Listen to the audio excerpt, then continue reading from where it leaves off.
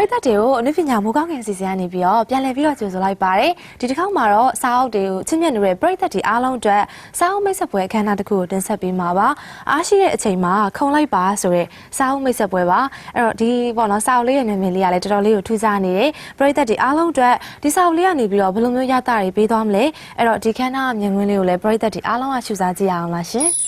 ပရိသတ်များခင်ဗျာဒီနေ့မိတ်ဆက်တဲ့ဆရာအောင်ကိုဦး UMK ရဲ့အားရှိတုံးမှာခုံလိုက်ပါနဲ့စိတ်သက်ခွန်အားဖြင့်အတွေးစာစုများစာအုပ်မိတ်ဆက်ပွဲအခမ်းအနားကိုတော့ရန်ကုန်မြို့ကမာရွတ်မြို့နယ်အတွင်းမှာတည်ရှိတဲ့ဦးမြကျိုင်အင်္ဂလိပ်စာသင်ခန်းမှာကျင်းပပြုလုပ်ခဲ့တာဖြစ်ပါတယ်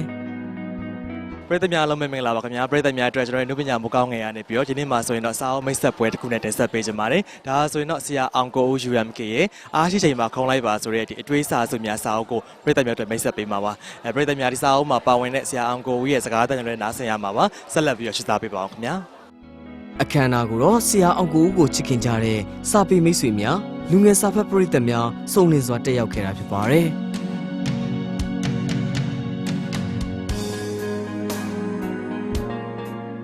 ဒီနေ့ရဲ့စာအုပ်မိတ်ဆက်ပွဲအခမ်းအနားကိုတော့ Academic Weekly Education Channel ရဲ့ Editor မတ်ယူပြပြအောင်ပြည်မြန်မာ Channel မှာ Editor ကိုကျော်မိုးဟိန်းနဲ့စာရေးသူဆရာအောင်ကိုဦး UMK တို့မှာစာအုပ်အကြောင်းနဲ့တက်ရောက်လာတဲ့စာဖတ်သူလူငယ်များအတွက်ဘဝတိုးတက်ရေးအကြောင်းအရာများကိုရှင်းလင်းပြောကြားပေးခဲ့ပါတယ်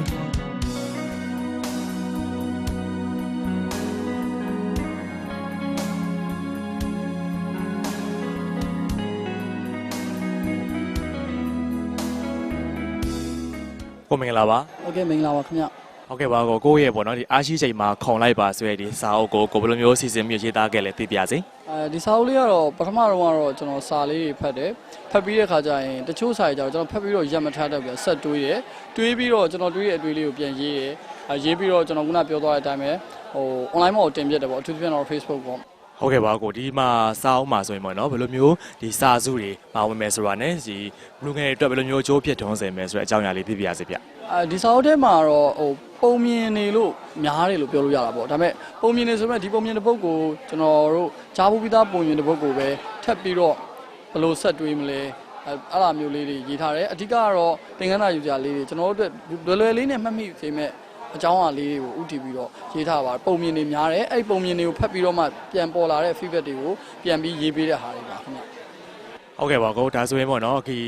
အားရှိတဲ့အချိန်မှာခုံလိုက်ပါဆိုရဲဒီအတွေ့စိတ်သက်ခွန်အားဖြင့်အတွေ့စာစုများနဲ့ပတ်သက်ပြီးတော့ကိုယ့်ရဲ့ဒီအမှတ်တရစကားအတန်ကိုလည်းကြားပြရစေဗျဒီစာအုပ်ရဲ့အမှတ်တရစကားကိုပြောချင်တော့ဒီစာအုပ်ရဲ့စာသားတွေကို online စာဖတ်ပရိသတ်တွေကအလွတ်လောက်နှီးပါးကိုရနိုင်ကြပြီလို့ကျွန်တော်ပြောပါတယ်ဒါပေမဲ့သူတို့ကိုယ်တိုင်ကစာအုပ်လေးနဲ့သိငင်လို့ဆိုတဲ့အကြောင်းမလို့ထွက်လာတော့ offline ကဖတ်တဲ့သူတွေနေနဲ့လည်းဒီစာအုပ်လေးကိုဖတ်ပြီးလို့ရှိရင်အားရှိစေခြင်းနဲ့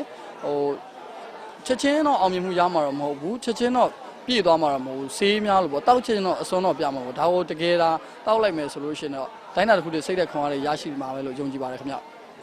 ဟုတ်ကဲ့ကျွန်တော်လည်းကျေးဇူးများတင်ပါတယ်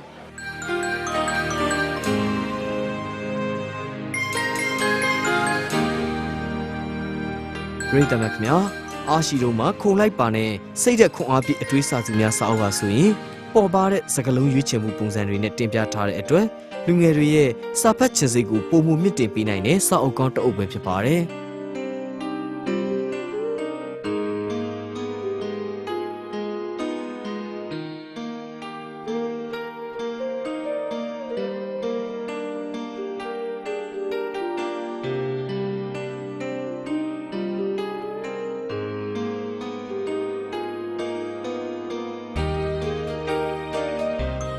စာအုပ်ထဲမှာဆိုရင်တော့လူငယ်တွေရဲ့လူမှုဆက်ဆံရေးဘဝတိုးတက်ရေးပညာရေးတိုင်းပြည်အကျိုးပြုရေးခေါင်းဆောင်နိုင်မှုစတဲ့အချက်လက်တွေပေါ်မူတည်ပြီးတော့ဆက်လက်တွေးခေါ်နိုင်စေမယ့်အတွေးခေါ်ပုံမြင်လေးတွေကိုစူးစီးတင်ပြထားတာပဲဖြစ်ပါတယ်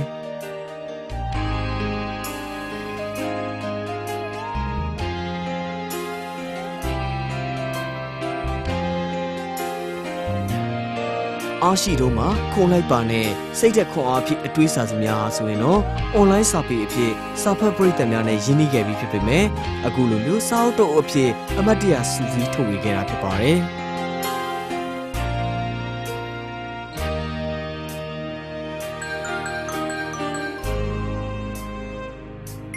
ဒါအပြင်မှာလူငယ်များနေ့စဉ်ပတ်ဝန်းကျင်မှာကြုံတွေ့နေရတဲ့ပြဿနာတွေကို အကောင်းဆုံးနည်းလမ်းတွေနဲ့ဖြည့်ရှင်းနိုင်ဖို့လမ်းညွှန်ပြသထားတဲ့စောက်အကောင့်တို့ဖြစ်တဲ့အကြောင်းကိုအမှုပညာမိုးကောင်းရဲ့အစီအစဉ်ကနေပြီးတော့သတင်းကောင်းပါတင်ဆက်လိုက်ရပါတယ်ခင်ဗျာ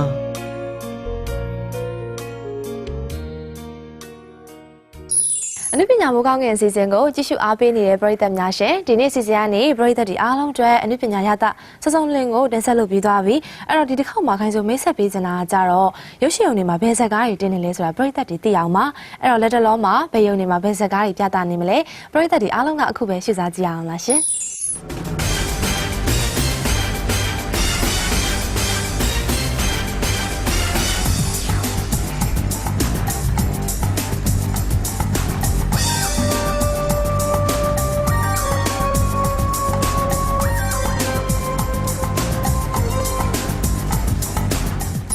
အနုပညာမိုးကောင်းငယ်အစီအစဉ်ရဲ့ဒီကနေ့အစီအစဉ်အင်္ဂါနေ့အစီအစဉ်ကိုကြည့်ရှုအားပေးတဲ့အတွက်ပရိသတ်တွေအားလုံးကိုကျေးဇူးအများကြီးတင်ပါတယ်ဒီနေ့အစီအစဉ်ကနေပြီးတော့ပရိသတ်တွေအတွက်အနုပညာရတအစုံလင်ကိုခိုင်ချောခိုင်ချွတ်တငယ်ချင်းတွေရောပူးပေါင်းပြီးတော့တင်ဆက်လုပ်ပြီးသားပါပြီပရိသတ်တွေကအနုပညာမိုးကောင်းငယ်အစီအစဉ်ကိုရှုစားခြင်းနဲ့ဆိုရင်တော့တနင်္လာနေ့ကနေစပြီးတော့တောက်ကြနေ့ထိပုံမှန်ရှုစားလို့ရပါတယ်ပြီးတော့ပရိသတ်တွေကဒီအစီအစဉ်မှာပါဝင်မဲ့ကဏ္ဍတွေကိုကြိုပြီးတော့ညာသိကျင်တယ်ဆိုရင်တော့ Facebook မှာဝင်ရောက်ပြီးတော့ကြည့်လို့ရမယ့်နေရာကကြတော့ www.facebook.com/sky-show မှာဝင်ရောက်ပြီးတော့ကြည့်ရှုလို့ရပါတယ်ပရိသတ်တွေအားလုံးကိုသတင်းကောင်းလေးပါရင်းနဲ့ဒီကနေ့ရဲ့အနုပညာမိုးကောင်းငယ်အစီအစဉ်ကနေပရိသတ်တွေကိုနှုတ်ဆက်လိုက်ပါတယ်ပရိသတ်များအားလုံးပဲပျော်ရွှင်ချမ်းမြေ့နေလေးတစ်နေ့ဖြစ်ပါစေရှင်